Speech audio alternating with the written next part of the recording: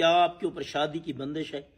آپ کے گھر رشتے آتے ہیں، دیکھ کے چلے جاتے ہیں، یہاں ہوتی ہے تو پھر نہ ہو جاتی ہے، یا آپ کے جو ہے آپ کے رشتے میں جو ہے رکاوٹیں آ رہی ہیں،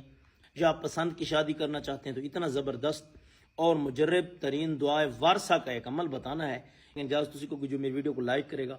زیادہ سے زیادہ شیئر کرے گا، جس کسی بھی بچے یا بچی کی شادی نہیں ہو رہی ہے یا رشتے میں جو ہے وہ رکاوٹ آ رہی ہے،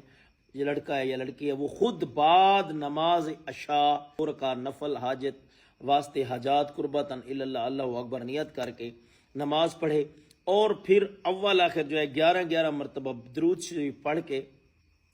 اس نے جو ہے دعائے وارثہ پڑھنی ہے۔ بسم اللہ الرحمن الرحیم، اللہم کن ولیک الحجت بن الحسن